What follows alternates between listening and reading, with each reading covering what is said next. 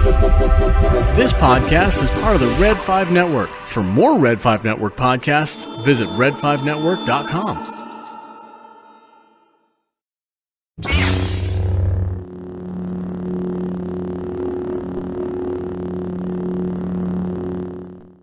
Hello there. Hello there. Hello there. Democracy. Hello there. Another happy landing.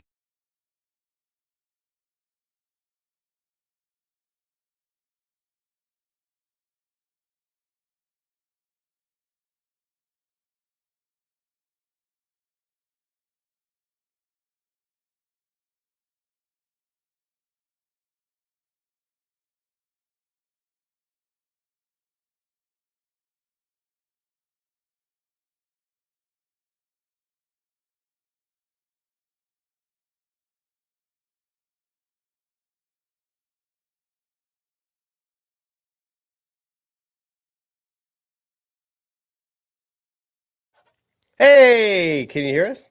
You want to start this shit over? Yeah, let's do it. You're going to run the whole thing over? No, just start talking.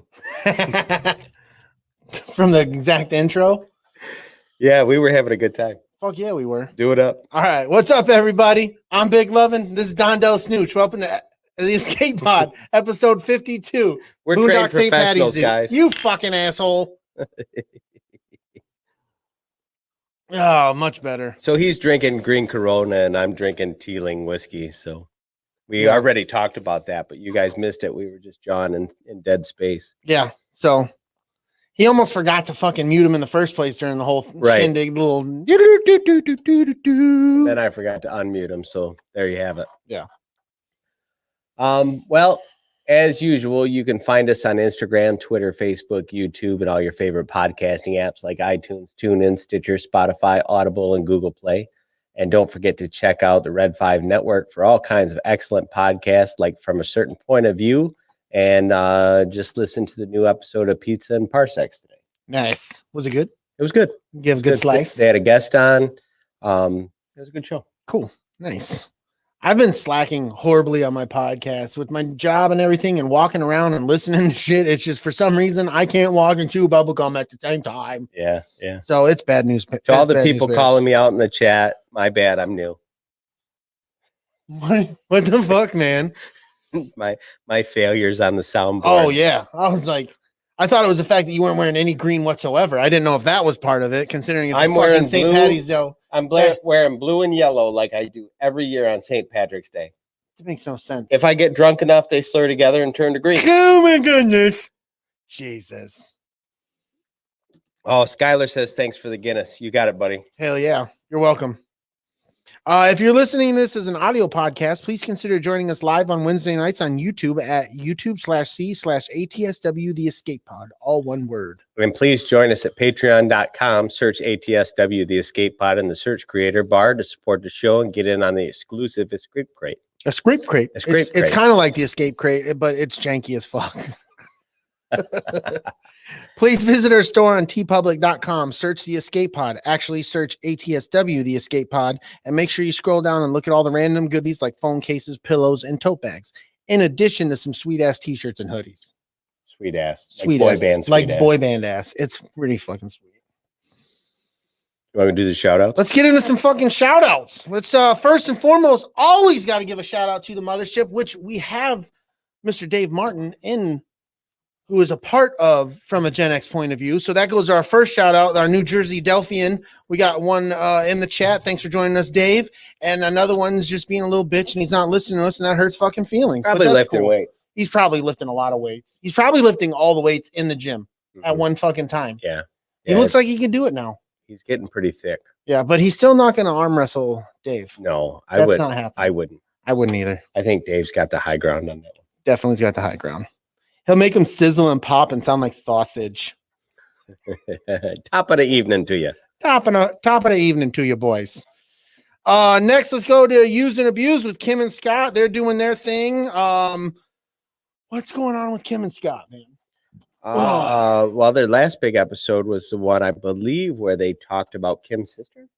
Yeah, see, I miss it. It's a horrible timing situation for me when it comes to their podcast, and I feel really rotten about it. And when I can jump in there, I have jumped in there, but I miss it. I miss it. And I'm sorry. I love you guys. I usually catch up 2-3 days later, which it's no longer topical, and I feel bad because I can't be like, good show, guys. Yeah, I know, right? You're like, I'm an asshole. Next, let's get into layman's terms on Facebook. That's our dude Keith. He is the one bringing me that mana because we all need a little fucking life. Next, check out Big Swede's Excellent Adventure, Tactical Swede, and Swede Reacts on YouTube, or something Swede, or seriously Swede, where the fuck have you been? Or Swede, are you under this rock? Or Swede, where the fuck are you? Or woo, check out my wee little Swede. Oh, my wee little Swede on this wee St. Patty's Day. Well, shout outs to the chat right now. We got Lunar Girl, we got the Used and Abused podcast, Dragon Buddy, Jess, Dave Martin, Skylar Turner, Josh Gutierrez, Old Man Johnson. Did I say Lunar Girl? Just Jen. If not, it's fine. Ooh, There's nothing wrong with shouting out Lunar Girl twice. that's fine. She does an excellent job. She does. She is a super fan. Yeah, she is the bread to the butter, or the butter to the bread, or something like that. And then, as always, we have to shout out our Patreon supporters. Always, dude. Scott and Kim Rasmussen, Todd Lovin, Jen and Jess Bolt, That's my dad. Big Not Swede. Tim and Jess, but Todd. Lunar Girl and Dragon Buddy, Richie the King Armbruster, Ron Old Man Johnson, Eric Dub Williams, Philly Dave Martin, and as always, Nostalgia Inc. sponsors the Escape Crate. As you can tell, I have no shame in the fact that my dad fucking is a patron of ours. I'm cool with it, man. I hope the whole family joins. No, your dad's awesome. Are you ready to get into the news of the day? Yeah. It's movie time. Movie time. It's movie time.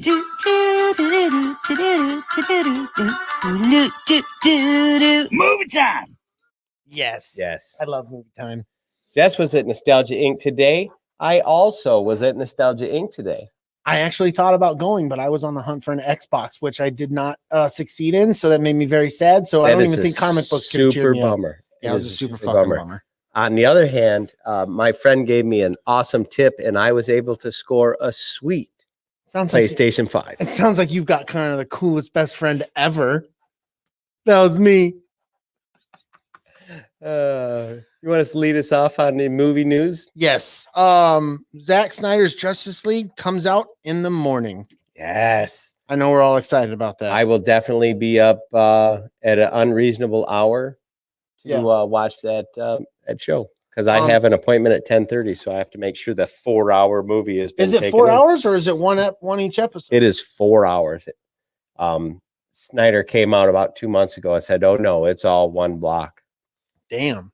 And because I'm getting ready to go away on family business, I have to make sure that I score that before 1 in the afternoon. Well, you better take care of that, because I'm going to take my time watching that. But you guys need to be watching that too, because in the not too distant future, we're going to be doing an episode on that. Right. It's either going to be next week or the following. It'll be the following week, because following next week's episode is going to be top 5 superheroes. Top 5 superheroes. Hell you heard it here.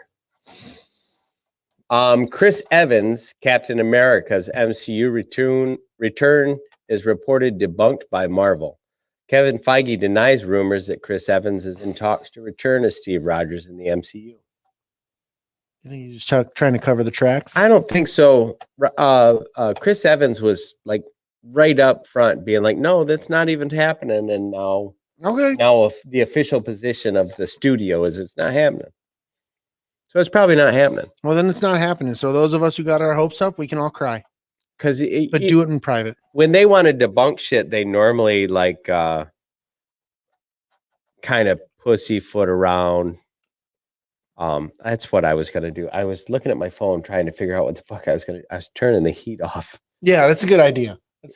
It's about 45 degrees, 50 degrees here in Michigan, and with the heat in the studio on, 100. It's a solid 100. It's a solid 1.5 million degrees. It's 1.5 million degrees in this room. So I turned on the heat, and by the time the show's over, it'll still be hot in here. So they'll be. It is literally hot as dog balls in here. I'm regretting insulating the studio now. Except when it gets to 2 degrees, you're like, it's not enough. Yeah, there's not enough insulation when it's 2 degrees. Oh shit. Disneyland plans to reopen on April 30th with the same safety rules in place. Can you elaborate on that? Because you are our notes guy. It's essentially they were thinking they weren't going to open under Bob Iger. They weren't going to open until July, Okay. and they were hoping to be able to open without masks. The new guy, Bob, whatever the fuck his name is, Not Iger. Bob Knight Iger. He says they're opening April 30th with social distancing and mask rules. So what's going on in Disney World is essentially going to happen in Disneyland. Yeah, I'm That assuming. surprises me that Disney. Oh, we got that backwards. This is Disneyland. Oh no, Disney World's already open. Yeah, Disney World's been open. You're right. My bad. I was supposed to be going this month. Yep, that's true. So there you have it. We're going to see Disneyland pop open April 30th. I know that Luna Girl said that Swede's in the studio making music. Mhm. I can't believe it till he confirms it. That's right. That's how little of Swede I've seen. I have not heard anything. I'm concerned for his safety. Jen has coined a new name for the Bob. For the Bob, not the Iger. Bob, not the Iger. There it is. Bob, not the Iger. I like it. Benedict Cumberbatch Yep. says he is not interested in playing Thrawn or any other Star Wars character, so please quit asking. You know what? I think he's one of those actors who's like, he saw all the bullshit that's happened and he's like, I don't want nothing to do with that. No part. Because some of these fucking fans are atrocious and they've ruined people like this who a lot of people see playing that part as an excellent role for that guy. Mhm. And he's like, I don't want shit to do with it. Yeah, absolutely. So all of you fucking Star Wars fans out there that are so fucking toxic that people can't make some theatrical choices and you don't shit the fucking bed, you need to back the fuck up because we're losing really good actors because they don't want to do Star Wars. Yeah, that's exactly my opinion. So stop being a toxic piece of shit. Fuckers. This is what I say. This is what I say. I gotta get another beer. I'm so upset. You get a beer. I'll read the next section. Power up. I'm bad.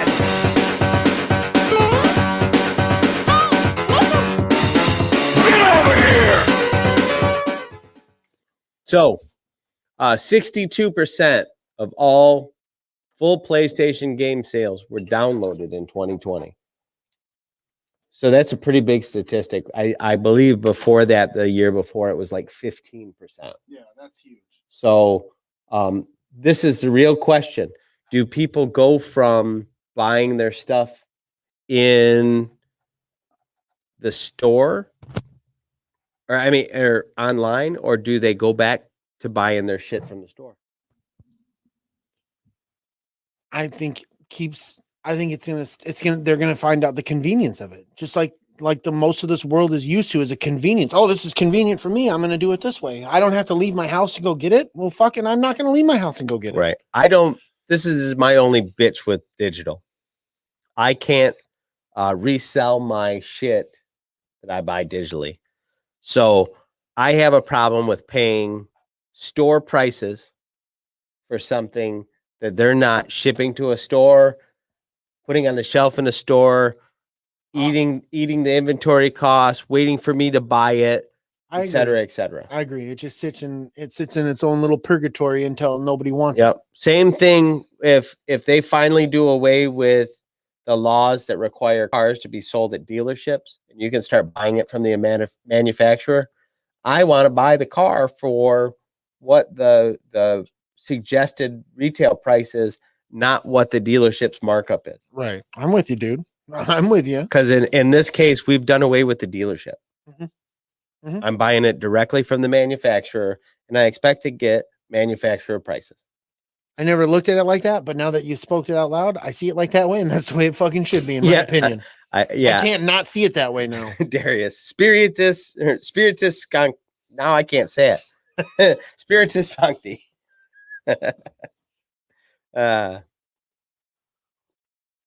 That's how I feel. Somebody's getting shot in the back of the head. It before happens. The day's over. Final Fantasy 16 may be available on PC. A blurb on the bottom of its latest announcement reads, Final Fantasy 16 not available on other platforms for a limited time after the release on PS5. which is real fucking interesting. And as I recall in the article, it said that was written in Portuguese. It was at the bottom of a Portuguese advertisement. That's weird. So I think it was something that didn't get clipped off that was supposed to get Somebody clipped slipped off. up. Somebody Somebody fucked up. fucked up. Yep. Somebody's getting fired. But your friends over there on Reddit, they don't let a damn thing slip by. Hell no, man. They're all fucking over it. all over it. Skyrim, Fallout 4, and other Bethesda games are getting a FPS boost, frames per second, for people who don't know. The Xbox Series X frame rate over Xbox One games doubled to nearly 60 frames per second. I'm sure people appreciate that. Yeah, I think that's awesome that the old software will run that much better. That's cool. Yeah, that is cool. Dungeons and Dragons Dark Alliance is a new action RPG arriving this summer. I watched the trailers for this, Mhm. and it made me fucking moist. Oh, I know that you are not a super big. do you need a towel? No, I dried up already. Oh, okay. I don't know. You don't really play RPGs, do you? But since we've gotten into Dungeons and Dragons, that might be my lead in to say, you know what, I'm going to try this. Yeah, you might find that you like RPG games now. Well, going this route and having the imagination behind it that I have playing D&D as it is, it might be something that just cracks the egg for me. Yeah, I think you might be right. That would be awesome, and then we could talk about fucking games we like. All one of them. It's time for. And now it's time for Sports Talk Yeah, we're doing sports. with your hosts, Dangerous Don Juan DellaSnooch, beautiful Brady Lovin, here on the Escape Pod. Can you look at me real quick? Can you get your shit together, please? No. No, I need can't. you to get your shit together. Not today. Okay? You're slurring words. You're pushing the wrong fucking buttons. You're starting to push my fucking buttons. Okay? I'm going home. You're not going to be able to go to Whore Island and see Hoary Smurf. Damn it. That was the one thing I had. It's probably not happening. Probably not happening now. She watches this show. She's not going to want to have anything to do with you. Fucking hoary Smurf. Drew Brees announced Sunday that he is retiring after 20 years in the NFL. Sucks to see him go. Definitely. Sucks to see him go. Drew Brees is one of my favorite guys to watch on Sunday. I don't agree with that, but it does suck to see him go. Fuck you. There's other quarterbacks I'd rather watch, but Drew Brees is a quality quarterback. Fuck yeah, he is. What is your problem with Drew Brees? I don't have one. It's so muted. There should be some excitement. It's Drew Brees, man. I don't have that for Drew Brees. Ridiculous. The only time I ever deal with Drew Brees is when he's a fucking pain in my ass. Ridiculous. You should have more respect for the Drew. I do have respect for him. I never once said a bad thing about the man. But your mannerisms right now are just speaking of Sorry, I'm not riding his dick like you. It's fun. Get on board, baby. All right. You got this next one? Can you handle this? No, I don't think I can. LeBron James becomes a part owner of the Boston Red Sox and secures that he is a better basketball player than Michael Jordan. I don't even know what to say with your bullshit. I'm really tired of it. You know, normally people don't get under my skin with the whole LeBron and Michael thing, but I want to punch you in the fucking face. Tell them why it gets under your skin. Because it's not true. No, because I don't actually give a fuck about the NBA. And it's not true. So I can't get past the fact that you don't get, oh, that brings me so much joy. And I like LeBron James, but your hater shit fucking salad needs to go. That makes me sweat. Oh no, it's hot in here. No, it's just hot as dog balls in here. Somebody open a window. Oh, that's right. We don't have any. I can open the door though. The Las Vegas Raiders have traded their Pro Bowl center to the Arizona Cardinals, and I just want to say, good job, dummies. Let's just keep getting rid of good people. You dumbasses. That's ridiculous. That's because it's your team. Now, if you were a Lions fan, you'd be used to that kind of stupid shit. Well, I'm used to it. They got rid of Khalil Mack. Now they're getting rid of this fucking guy. It's like, Jesus, let's just, get rid of everybody. The Lions have been doing this shit for fucking like 3 fucking decades. They're just stupid beyond stupid's ability to be stupid. It is stupid. And so there you have it. Stupidness. I can't Can't think of who the fuck it was. There was somebody that the Lions didn't want to put the franchise No, tag. Brady. Lions didn't want to franchise one of their wide receivers, Kenny Galladay, Yes. who is the best receiver they've had the last 2 seasons. Right. So, given the opportunity to fucking franchise the guy, no, we're not going to. We're just gonna let him go. I guarantee you, he goes free agent and makes a shit ton more money somewhere else. Yep. And that's what he did. Yep. So there's that. Didn't he go to Dallas? No, he hasn't gone anywhere yet. Are you sure? Who am I thinking? There's somebody on Dallas. Are you sure? This literally happened last week. Okay. Is buggy AF right now, though. What is? Yeah. Okay, moving on. San Francisco 49ers Trent Williams agreed a $138 million deal that makes him the highest paid offensive lineman in NFL history. That's fucking nuts, dude. $138 million is a lot to pay an offensive lineman. It's keeping somebody safe. Yeah. Better not touch that quarterback. That guy better be able to protect the quarterback that's on the field and the 2 on the bench I think so. at the same time. He probably, with that much money, you can. If there was a meteor that struck the stadium, all the quarterbacks should be safe. Yeah. Well, he's got robot arms. Hey, we got a new person in the chat. Silver Spear 5150. What's up, dude? Or What's going dudette? on? Yeah. We don't know yet. Welcome to the show. Thanks for joining us. You got next. Yeah. Make sure your brackets are filled out for March Madness. I think we were discussing this. Neither one of us looked it up, but it's either midnight tonight or noon tomorrow. Not really sure. So do your own studying and check that out and let us know. I know my bracket's in. I got to do mine. So I'll probably undo mine right off the show. Yeah, you probably should. I should. What's going on, Dub? Thanks for joining us. Hell yeah. Let's go back to do the... These are the hot sheets. Best investigator reporting on the planet. So, if I can make my thing scroll properly. Justice League 2 rumored to be in active development for HBO Max. But we got this covered, so take it with a grain of salt. I will take it with a grain of salt, but I still want it. Yeah, me too. I want it. I'm one of those type of fans. So give me, like I said, feed this baby bird. Like I say it all the time, feed this baby bird. Give me all the DC, give me all the Marvel, and I'll just keep nom, nom, nom, nom, nom. There's a lot of people that didn't like the first Justice League movie, and I, for one, am not one of those people. I like that movie just fine. It's got problems or whatever, but I'm in. And the fact that they remade it just makes me in more. Hell yeah.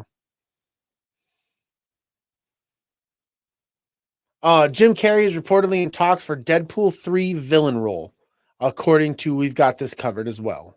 Yep. So, I can see Jim Carrey being the bad guy as long as he doesn't fucking Jim Carrey it up. Right. Yeah, you don't need to be Jim Carrey in that role. No, you already got fucking Deadpool doing it. Exactly. It won't be your job to carry the movie. The bad guys have never really been the strong part of Deadpool. Right. And right. the bad guys are fine. Yeah. I don't know. There's nothing wrong with them. But you're there to watch Ryan Reynolds be Deadpool. Yeah, exactly. That's exactly why I'm there. All right, I'm closing that door now.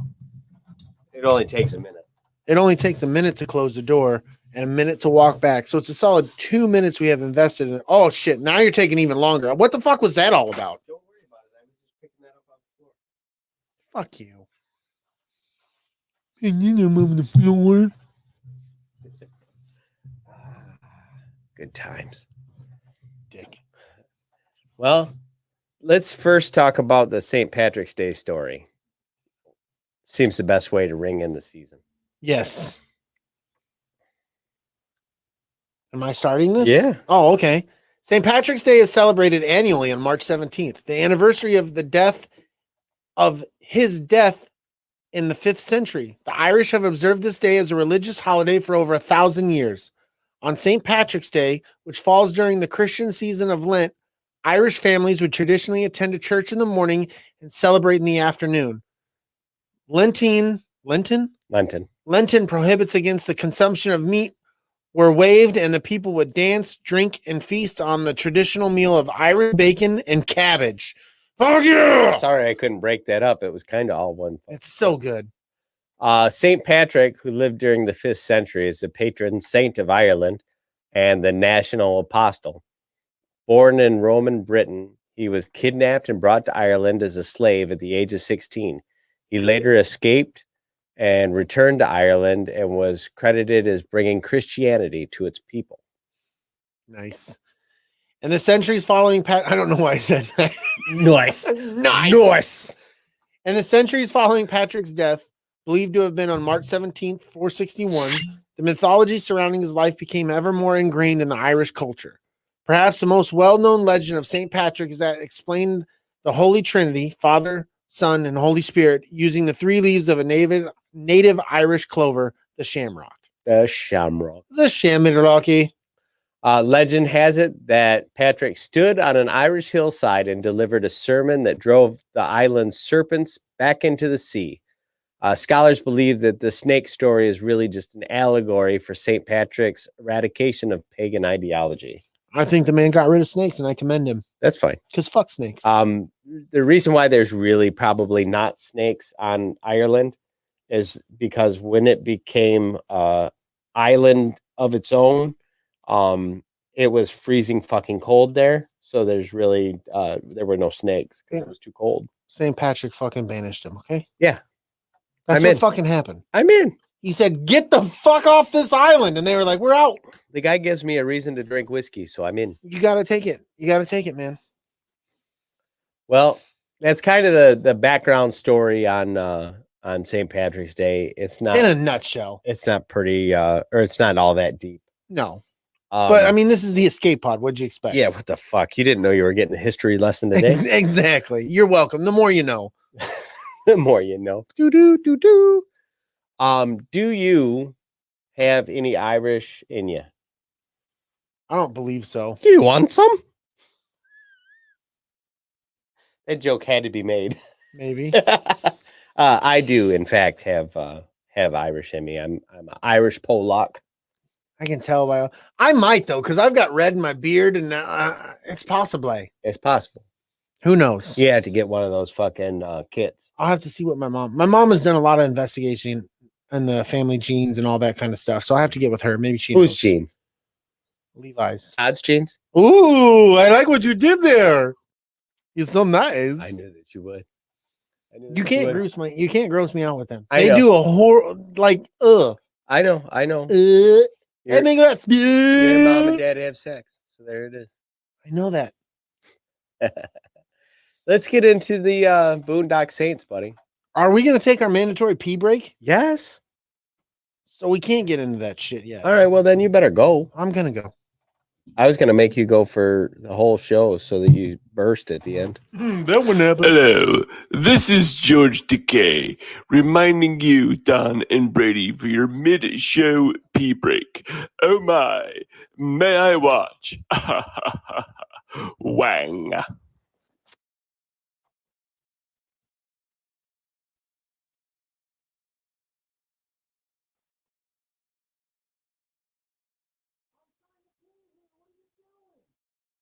All right, everybody. So, like Brady said earlier, next week we're going to do the top 5, our top 5 superheroes and the reasons why they're our favorites. And we're going to go ahead and also bring in the Patreons for the escape pod. And we're going to do probably their top 3 because there's a lot of them. So be thinking about what you guys want to put on your list, so that when I put out the call later on this week, you guys can be like, hey, I like Batman because he punches Superman in the face, or whatever. Also, I'm going to say again that I like it when Batman punches Superman in the face. So there's that. Trying to think of what else we got going on around here.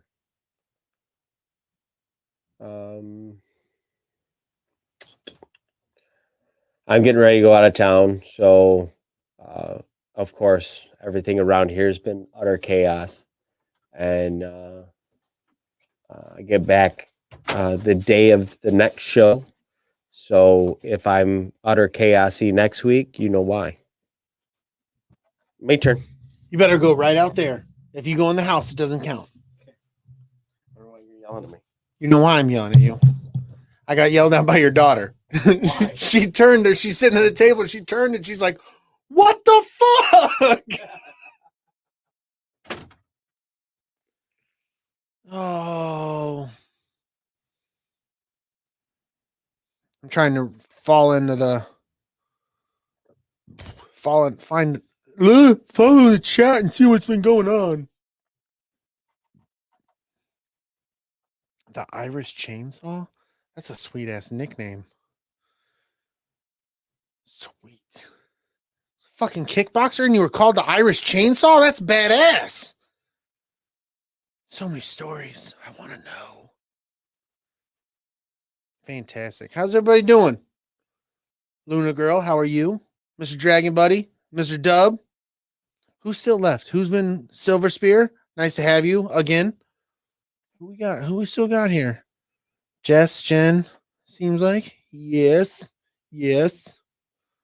Oh, yeah. Scott's here. Sweet. Scott's here? Well, I'm assuming it's him controlling the use and abuse pod. Yeah, I believe so. I was just catching up, trying to see who was in the chat, who was talking. Silver Spear was a fucking Irish. He was known as the Irish. He was a kickboxer known as the Irish Chainsaw. Fuck yeah, dude. That's fucking sweet, dude. Do we know him? Or I is have he no just a idea. new fan? Who cares? He's the fucking Irish Chainsaw. That's bad as No, shit. I completely respect that.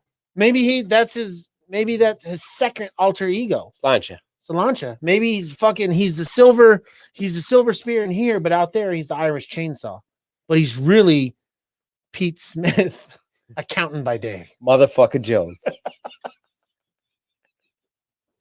I fucking love it. Give me a couple of seconds. Quiet. Am I gonna commit to the Smurf tattoo? Are we doing that? No. Oh. When was that on the I don't fucking remember. table? I just had a lot of green beer. When was it on the table? I don't remember. That's why I was about to ask you. All right, I got a couple seconds silence.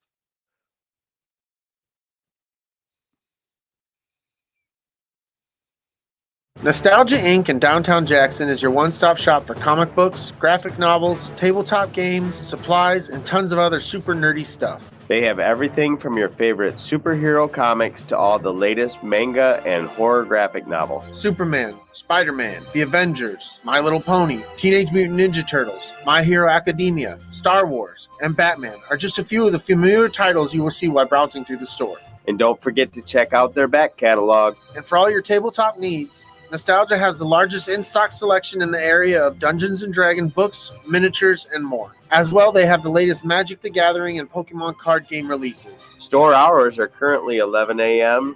to 5 p.m. Monday through Friday. So come to downtown Jackson and get nostalgic at Nostalgia Inc. What's up, everybody? This is Big Lovin and Don DellaSnooch. We wanted to take a minute to tell you how to get more from the Escape Pod experience. Become a Patreon supporter and you will get lots of bonus content, including movie reviews, videos from Comic-Cons, behind-the-scenes content, and more. But even better, Patreon supporters get extra entries into the quarterly drawing for the Escape Crate. The Escape Crate is full of great stuff like t-shirts, Funko Pops, stickers, mugs, and other random goodies. The higher the membership level, the more entries per month you'll earn. You also can receive one entry per episode you share on social media. So if you have a couple extra bucks, toss us some. We will use it for covering the cost of hosting the show, paying for booths at cons, and equipment upgrades. Thanks for all the support, and now back to the show. And we're back. I fucking hate that fucking mask now. It fits your head too creepily perfect. I don't like it. I don't like it at all. You could wear that as a Halloween mask. Get a hood, a robe and shit, and then put green around your eyes just so when people look, it would fuck that. I don't even know why I gave you that idea.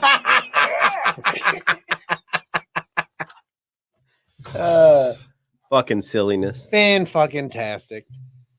So, The Boondock Saints was written and directed by Troy Duffy.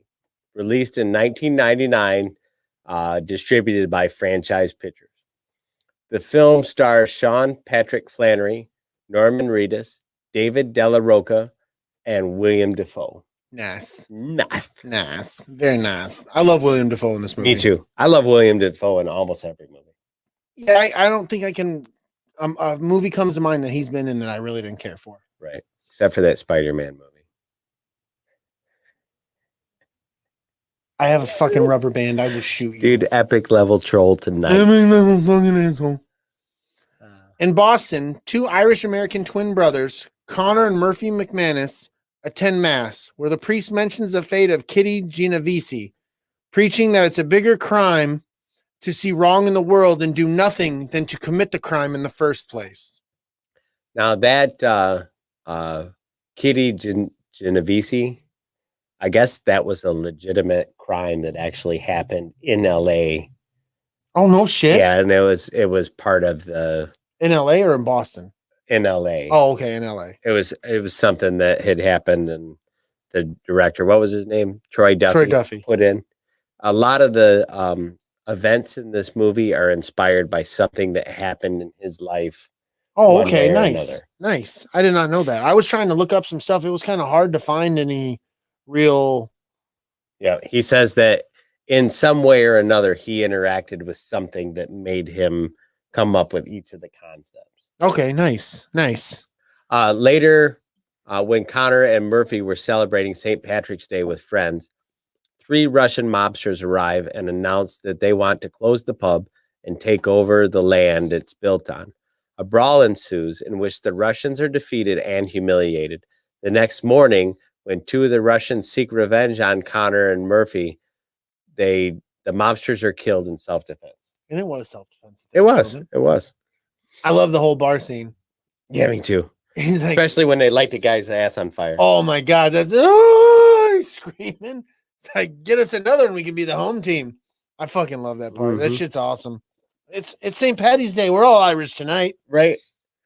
Just have yourself a wee drink. FBI agent Paul Smecker is assigned to the case and finds that the police and local news reporters see the McManus brothers as heroes. The duo turn themselves in at the police station where Smecker interviews them. I love how the one cop is like always wrong through the entire fucking movie, except for one thing, and we can get to that at the end. Right. I fucking love that. That guy is such a tool, except for one part when you're like, wait, no, he's been wrong so many times. He's been so wrong and fucked up so many different things. Oh, it's great. After they retell their incident to Smecker, he decides not to press charges and allows them to spend the night in a holding cell to avoid the attention from the media. That night, they receive a calling from God telling them to hunt down wicked men so that the innocent will flourish. I'm going to burp. Yeah? Oh, thanks for the announcement. Ooh, it wasn't very good. I'm not very impressed with it. Connor and Murphy resolve to rid Boston of evil men. Connor learns of a meeting of Russian syndicate bosses at a hotel. Having equipped themselves with weaponry from the local underground gun dealer, should have been Runner, but that's okay. The brothers quickly kill all 9 Russian mobsters while hanging from the ceiling because the guy brought the fucking rope. I just want everybody to know that burp smelled like corned beef. That's nice. And green Corona. And it is just like hanging right here. Lingering? It's just like right here. Like you could almost melt some Swiss on it and make a whole nother sandwich. Oh, that's good. I'm proud of myself because it didn't feel like much. It's something. Yeah, I can see in your eyes. That's nice. I'm sweating. Nice. Rocco, a friend of the brothers. And I love Rocco, dude. Rocco is great. Rocco, and then fuck, man. I love Rocco. You know what we didn't get into? Oh, Mr. Fuck Ass? Yes. Shit ass. The bartender of this pub that they're in has Tourette's. And you know what he's from? Because we covered this in another episode. I think somebody from the chat brought this up. He was the Keep in Fraggle Rock. Yes. He was the old man in Fraggle Rock. That's fucking insane. But he has Tourette's and he yells fuck ass all the time. It's the best. Specifically, I believe he says shit fuck ass. Yeah. Shit fuck ass. I love it. Even in front of nuns. That was the best one. I brought your fucking cologne. Shit, fuck, ass. Pour us another drink, fuck ass. Fucking love this movie. Rocco, a friend of the brothers, an errand boy for local mafia boss Giuseppe Papa Joe Iacovetta. Is sent on a hit as an unknowing pawn. The next day, Rocco learns that he was betrayed, having been sent to kill 9 Russians with only a 6-shot revolver. Rocco commits himself to helping Connor and Murphy. Now, before we get too far, yes, please. Who was the guy that sent him on this fool's errand? Who was the guy? Yeah. Ron Jeremy. Ron fucking Jeremy. Ron Jeremy. Dirty ass Ron Jeremy. He looks like a scumbag in this movie, too. Well, he's a scumbag. Yeah, he is. I'm just saying, he definitely looks the part. Like, what was it, last year or whatever? He got, like, Me Too'd so hard that nobody will ever hear from him again. Yeah. Because it turns out he's been a sick fucking nasty fuck. Even in the porn industry, they're like, you're gross. Yeah, so there's that. What happened?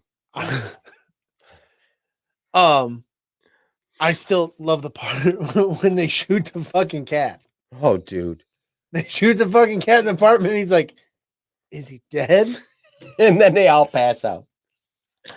They were so fucked up. And then the chick comes back. He's like, you tell me the name of that fucking cat, or I swear to God, I won't fucking kill myself. I will shoot myself in the fucking head if you can tell me the name of that motherfucking cat. Oh, God. And she says the name. He's like, God damn it. He loses his fucking mind. Yeah, it's totally the wrong fucking name. Oh, it's so fucking great. And then her friend starts talking. He says, I can't go to the fucking corner store and get a pack of fucking smokes without running into 9 guys you fucked. And she was freaking out, dude. She was like, oh God. Could you imagine somebody putting you on blast like that? Oh, my God, with a gun to you like that? Oh, my Lord. Hell yeah, Dragon Buddies. I can't go. Yes. I get he does say people, so that implies not just dudes. It's true. That night they hunt down and kill Vincenzo Lapazzi, an underboss of the Iacovetta crime family. Concerned he may be a target, Papa Joe contacts a hitman, El Duce, yeah, to deal with them. After killing a criminal that Rocco had a personal hatred for, the 3 men are ambushed by El Duce. Although they managed to chase El Duce away, the 3 men suffer serious wounds, including the loss of Rocco's finger. The 3 return to a safe house where they treat their wounds with an iron. This is the part I got ahead of us. Mm-hmm. I got ahead. No, I don't. That was after. That was after. I'm sorry. That was after because yeah. But just the guys just savagely burning the fucking piss out of themselves to cauterize the blood. It made me cringe, man. Every time I watch it, I'm just like, holy shit. Yeah, I can only imagine. Like, you got to be super drunk to do that to me. I imagine epic drunk. You know what's better than a green beer? A Smurf tattoo. No. No. If I got a Smurf tattoo, that would be the fucking weirdest looking Smurf. I'd like dress it up like a rebel or something. I'd have him crawling out of my butt. It'd be because I don't want nobody to see that. Oh yeah, I'd love to show you my Smurf tattoo, but nobody want to see it. I got a Smurf tattoo. Really? Yeah, it's by my butthole. It's crawling out of my butthole. That's where I'd put it. With like, he'd be climbing like this with like rope because you gotta have. Well, you gotta have a fucking rope. Have your fucking rope. So he'd have his rope and he'd be climbing. It'd be fantastic. Go ahead, get your fucking rope.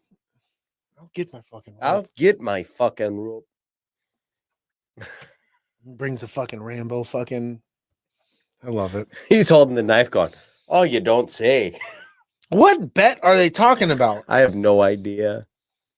Whoever loses the bet has to get a tattoo. You're the fans demand it.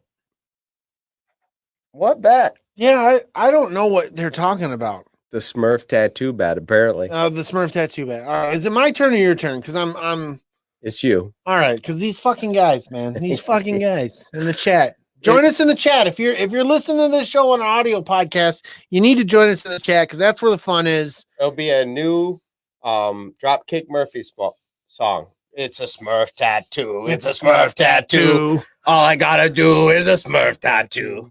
I'm not doing it. I'm not fucking doing it. It's just not happening.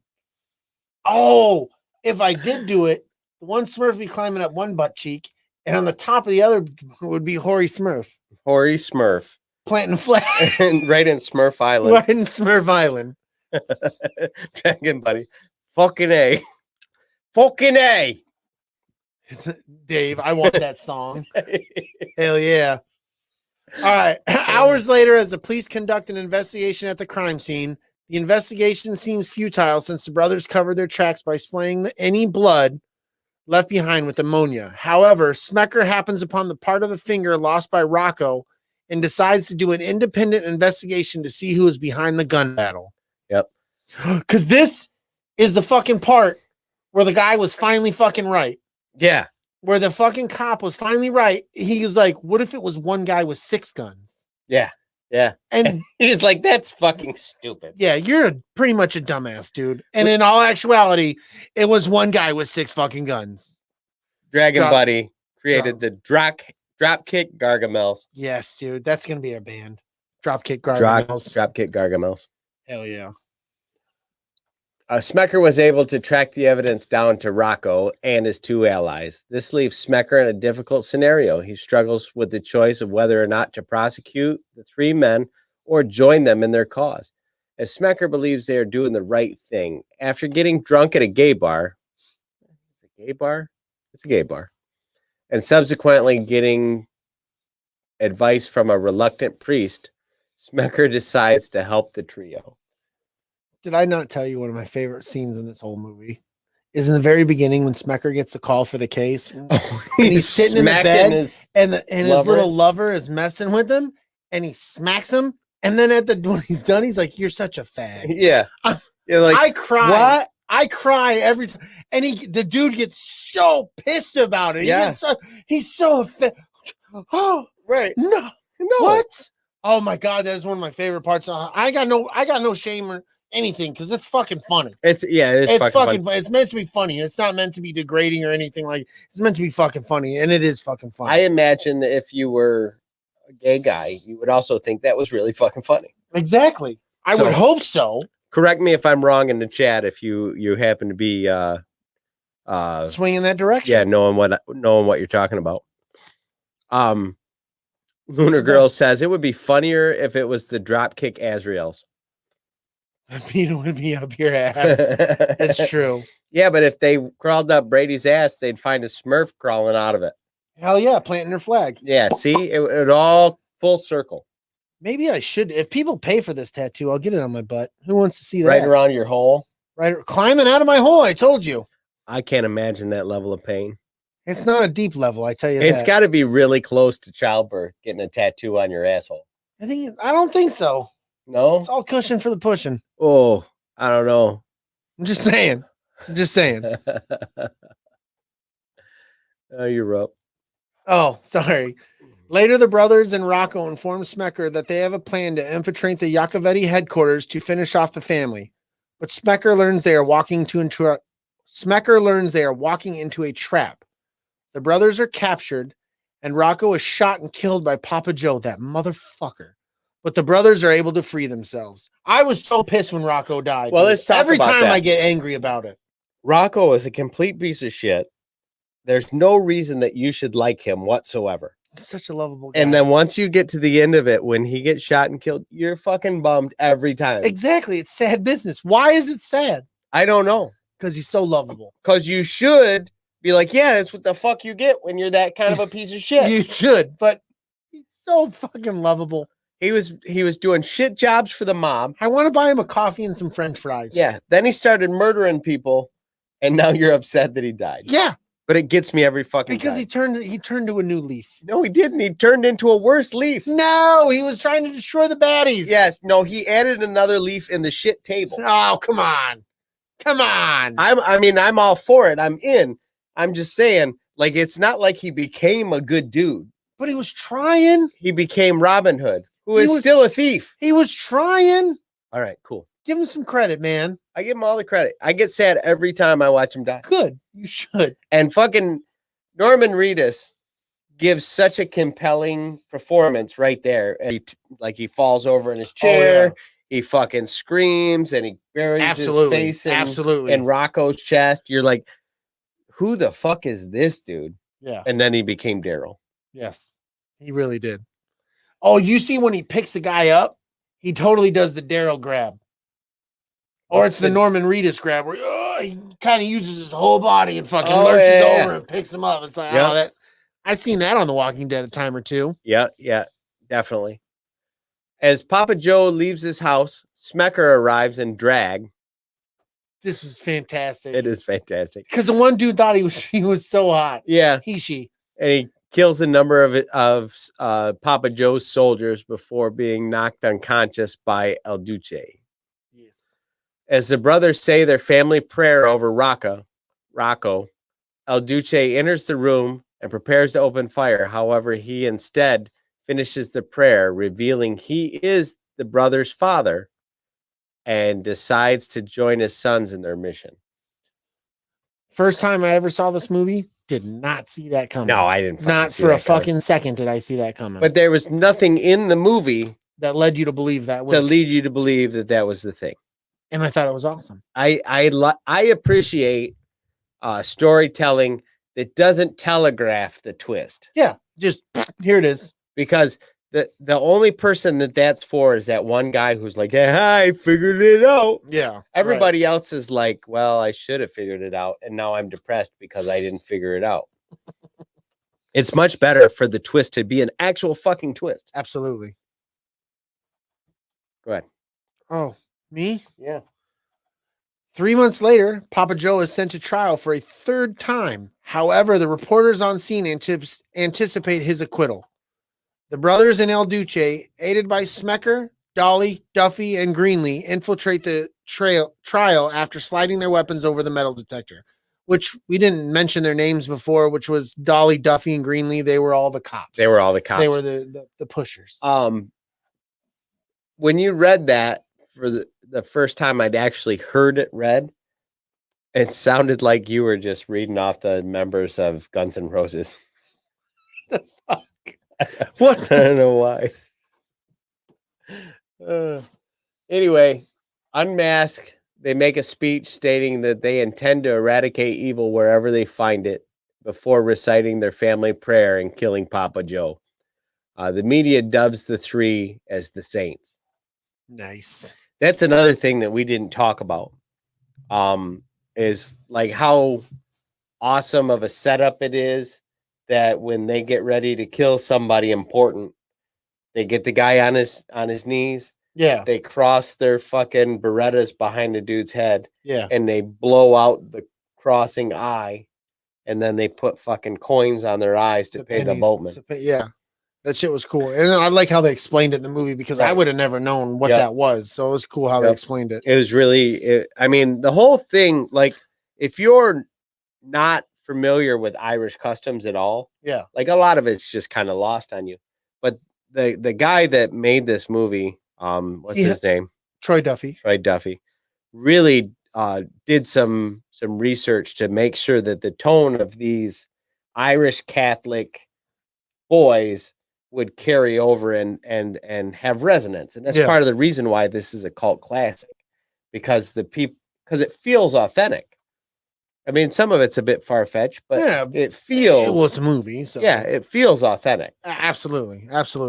And a lot of movies just don't fucking ring that tone, and that's why they do well at the box office, and then they generally die there. Yeah.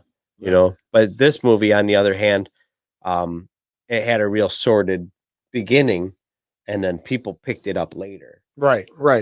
I'm with you. Which is always crazy when a movie can get almost no exposure at the box office and then becomes one of, like, a lot of people will say this is one of their favorite movies. Absolutely. Even though, like, art style wise or structure wise, this is not a fantastically made movie. Oh no, not at all. In fact, it's notoriously got some shit that people go, well, you just don't fucking do that. Right. In fact, like on the Salty Nerd podcast, they were talking about this not too long ago. And Kadish, the guy that actually worked out in Hollywood, like he must have been 15 minutes going, this is such a fucked up mess of a movie. And the fact that he knew about the guy that made it, and I can't never remember. Troy Duffy, thank you. Yeah. He knows quite a bit about that guy, and he's like, this guy's a fucking jackwagon. And he just shit all over it, and then he has to go, but I like it. Right. It's like you can't even get mad at the things that aren't great because of Jen in the chat says this movie was stunted at the box office because of Columbine. Was that mentioned? It wasn't mentioned yet.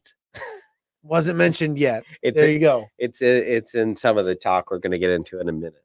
Okay. Well, you want to just bring it up now because I'm just going to say, speaking for when I saw the movie, I didn't see this movie when it came out, so I didn't realize that correlation existed. Yep. Yeah, it was the following year, and the media was still, because that was the first major in America school shooting. Yeah. And the media just did not fucking let it go. Yeah. Yeah. And it just kept going and going and going. Jensen's Patrick Swayze was supposed to be Defoe's character. There was a bunch of other, like they wanted Keanu Reeves to be in this movie. They wanted Mark Wahlberg to be in this movie. I can see all of these people playing. Like this movie kind of feels like you could have interchanging people. Love William Dafoe's character, but I could see Patrick Swayze pulling that shit off. Sure. I can't see him writhing around on the floor or delivering the line, "There was a firefight." I think that's why I can see it. Yeah, you think so? I think that's why I can see it. You can see Patrick Swayze making like those kind of bold artistic choices. Yeah, for some reason I really can see it happening. Okay. I don't know, maybe it's just me, but I can see that. I want to see your version of it. I do too. Like it'll never happen, but I want to see it. I'm intrigued. Yeah. Like I just watched a movie last night. I can't think of the name of it. Oh, Once Upon a Time in Venice. It's got Bruce Willis in it. And the guy that plays Aquaman. Jason Momoa. Jason Momoa plays a coke dealer.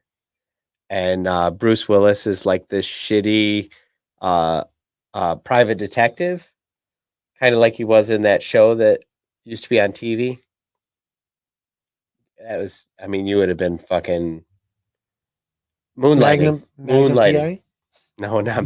It was called Moonlighting. Magnum PI.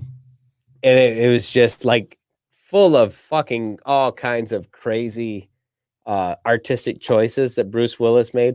Like the first like 20 minutes of the movie, Bruce Willis rides around in a skateboard naked. What? Yeah.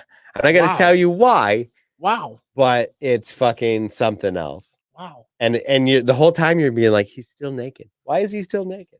He's skateboarding naked in fucking Venice Beach. What the fuck?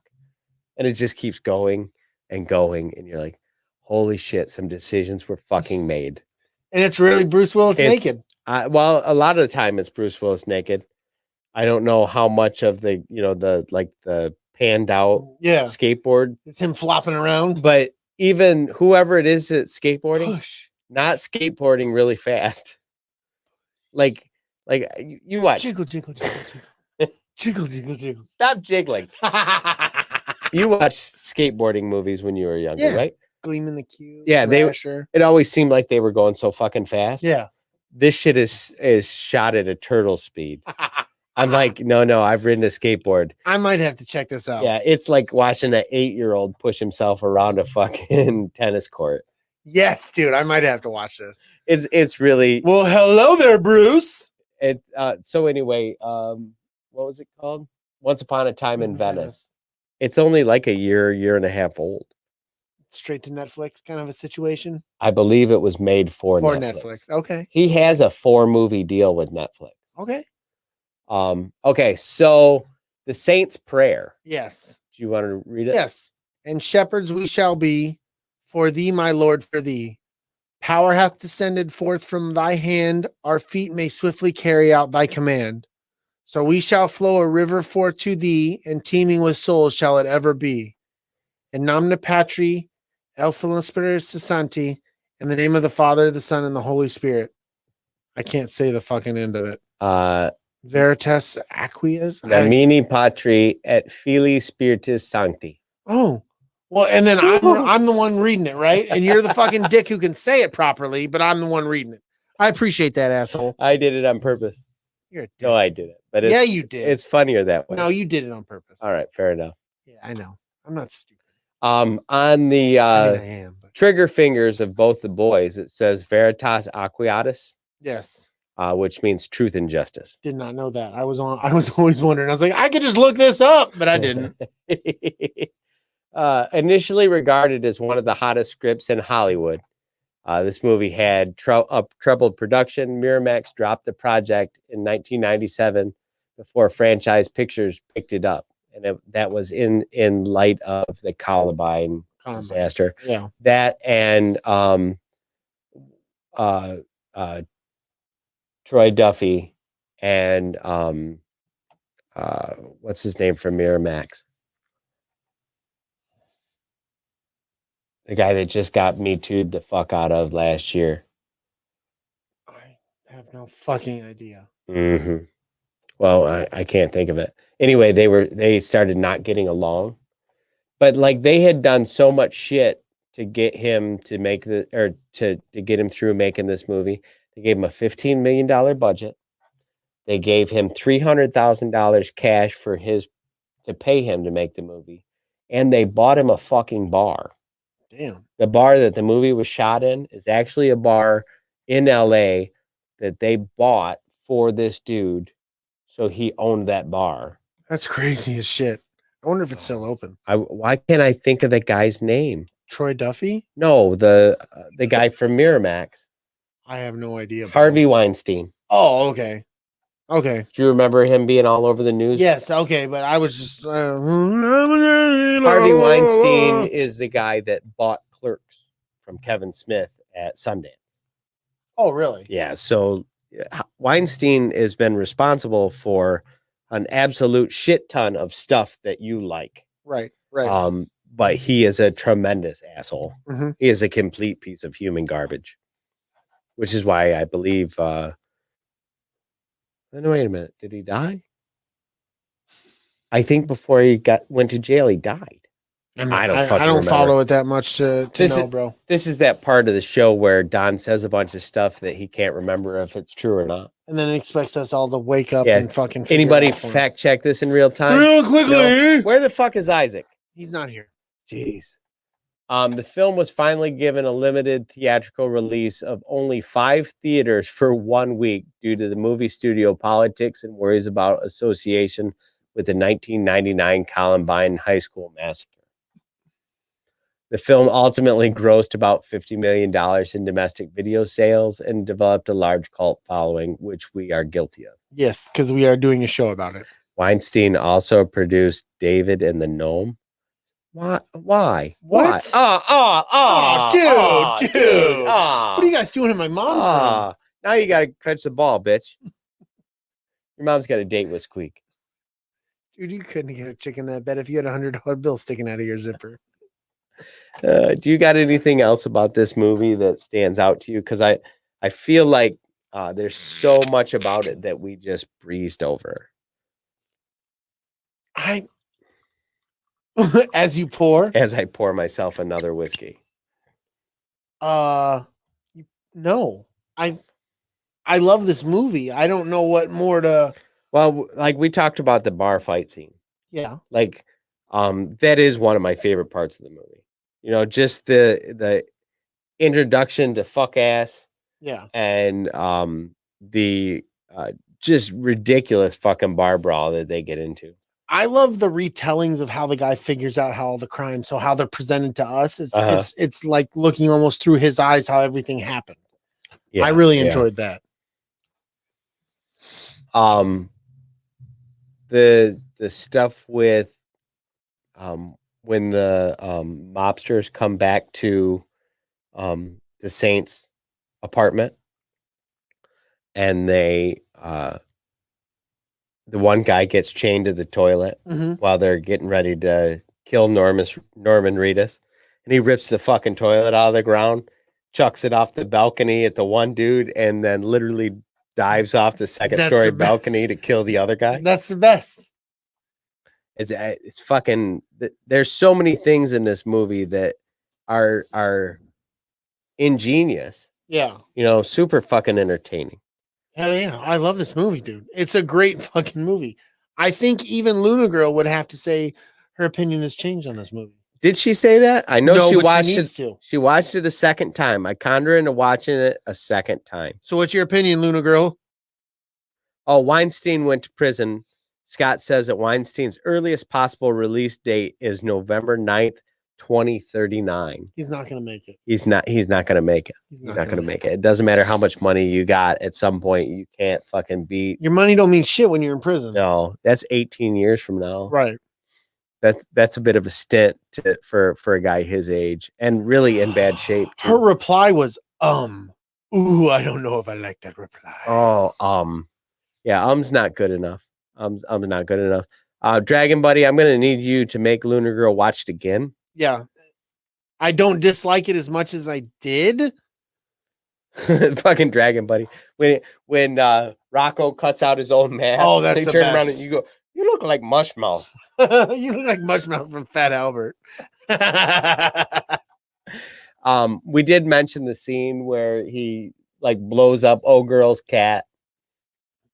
Is it dead? Is it dead? And then you get up the next day and it's just a giant blood spatter on the wall. They put something over it. Yeah. I don't know what it's like, a piece of paper or something. It's just a single piece of paper over that splatter. Yeah. Yeah. It's gross. It's fucking classy is what it is. That's how you do artwork, right? Dragon Buddy. I watched it like 6 times this week. Oh, that's fantastic. It's such a good fucking movie. Absolutely.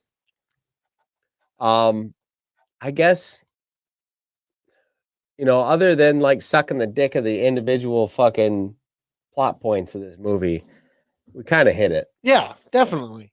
If it makes it because it's a shorter show, it makes it because it's a shorter show. Yeah. Shit happens, man.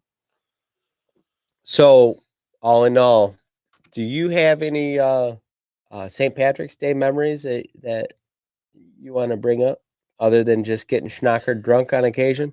Schnockered drunk on occasion, but St. Patrick's Day was never a big thing for me. Like I'm one of the people I always try to make sure I wear my green. It's just how I've grown up doing it. But I never made a big deal out of it.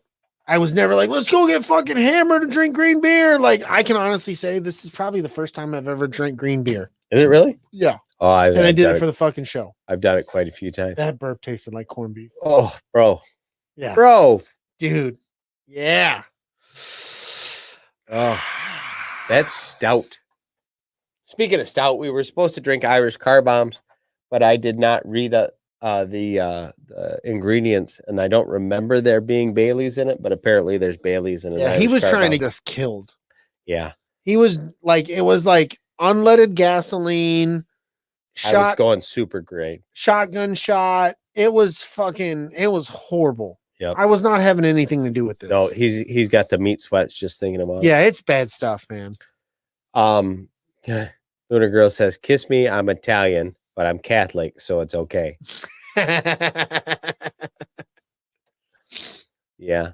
I don't know. I think there's a certain level of hatred for yourself that you have if you're Irish Catholic, though. It could be, possibly. I don't know. I've never lived in that world. Yeah, when you're Irish Catholic, you've gone that extra fucking step of self-abuse. I don't want to be a part of it. Yeah. It's different. It's a little bit different. Boondock Saints.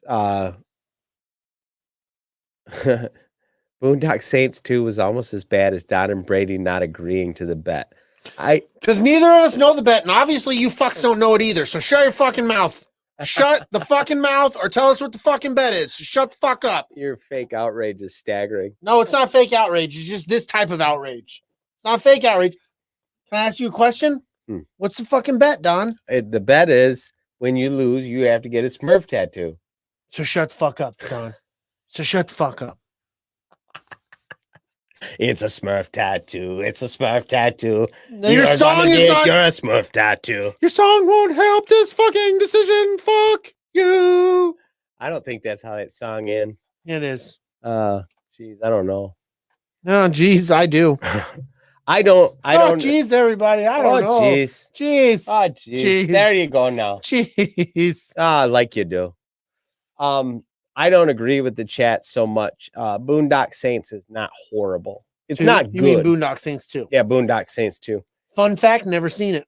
Really? Yeah. It's not good, I don't want to see it now. but it's not fucking horrible. Right. Oh, let's talk about that for a minute. Lunar Girl brings up sexual chocolate. Did you watch Coming to America 2? Nope. Bro, Chill the fuck out, man. Some of us have 5 kids in a life. Fuck off. Dub's seen it like 6 times. Good for Dub. Guess what? Brady hasn't seen it once. Fuck off with the fucking hatred. It's pretty good. You haterade fucking having sons of bitches. Call somebody who can. Ah. It's pretty good. It's pretty good. Yeah, I want to see it. I just haven't had the time to see it. It's not as funny as the first one. Because the first one has years and years and years and years and years to grow on you. Well, and the things that the first one was doing was so subversive when it came out, but now it seems like PG-13. Well, so my only complaint with the entire movie is Leslie Jones. I know some people love Leslie Jones, but she don't do it for me. there's no bet. He set the terms in the bet. Nope. There's no bet. There's no real bet. It's just a bunch of bullshit by these fucks. The Chad is in charge of the bet. I don't know. The bet was by this episode, Brady would have watched Coming to America 2. They want. And you didn't, so now you have to get a Smurf tattoo. It's a Smurf tattoo. Fuck you, ain't gonna happen, dude. Oh, fucking Scott says, I love him. Lions versus the Raiders in the 2022 Super Bowl. If neither team make it to the Super Bowl, we both have to get a Smurf tattoo. That sounds like a horrible bet. Neither team are making it to the Super Bowl. And I'm telling you, nobody's gonna want to see my tattoo. No, he's gonna put it right on the starfish. No, not on the starfish. You're gonna be, there might be one foot like pushing from the starfish, but that's about it. Yeah. Okay. Oh, You gotta get up there.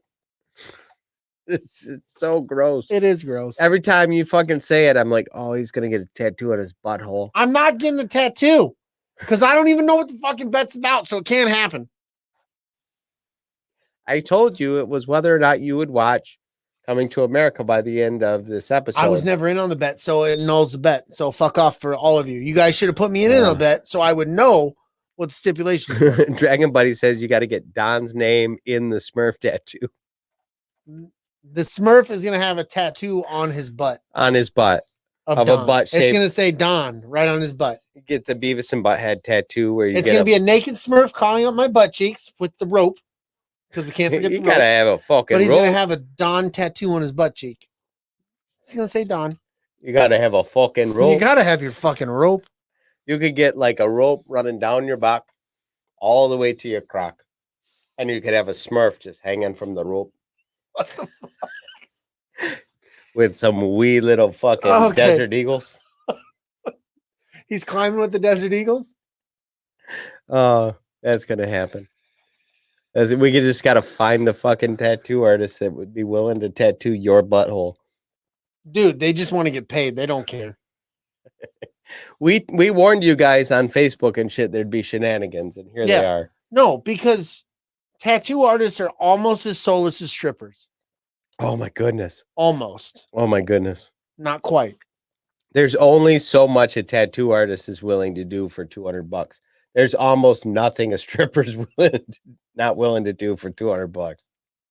Tattoo artists will do a lot of tattoos for $200. It's true, but I don't know. They might charge you extra to tattoo your butthole. I said it's above the butthole. I don't know if any stripper would charge you extra to do something to your butthole. Maybe. We don't know yet until we ask. I went and seen this masseuse once, right? And she told me this story. This guy come in right before. And he's like, how much to get my asshole waxed and then bleached? And she's like, the fuck? I don't do that kind of shit. What the fuck kind of place do you think this is? So apparently masseuses have a line. And that's it. But we know strippers don't. Strippers might not have a line. That's true. Except there's no sex in the champagne room.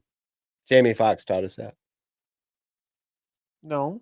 No? Chris Rock told us that. Chris Rock. Chris Rock taught us that. No sex in the I stand champagne room. corrected. I should drink more. You should.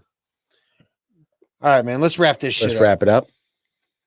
Well, everybody make sure that you like this video. Give us a 5-star review on iTunes. It really helps people find us. And if you do, we will read it live on the show. And nobody's done that in a while. No, we haven't got one. I just checked the other day. We haven't got one. So, I mean, and maybe if it happened in the last couple days, but as far as like 2-3 days ago, we have had none. Yep. We did have a new guy in the chat. You know, you'd be the guy. You would be the guy if you're still here. The Irish Chainsaw. The Irish Chainsaw. So if your Irish Chainsaw dude is still here, but if not, we're fucked. Be great to have a review from the Irish Chainsaw. Fuck yeah, he can come up with some miracles. Right You know, there. I you think got to we'll be- respect a review from the Irish Chainsaw. I would hope the fuck so. If you don't respect a review from a Irish Chainsaw, you do deserve to get your ass kicked by the Irish Chainsaw. So I expect to get a review. Oi. Oi, oi. Please make sure you subscribe to us wherever you get your podcasts. Don, tell them where they can find you, bud. You can find me at Jetfire79 on Twitter, or I'm DellaSnooch on Instagram. Brady, where can they find you? They can find me on Instagram at Twitter at 0O capital BIG underscore capital LOVIN 0O on Instagram and Twitter. Yes, and you can find us and other great podcasts at red5network.com. Thanks for hanging out with us. We'll see you next time. May the force be with you, And go blue. and go blue. I gotta finish this one with these.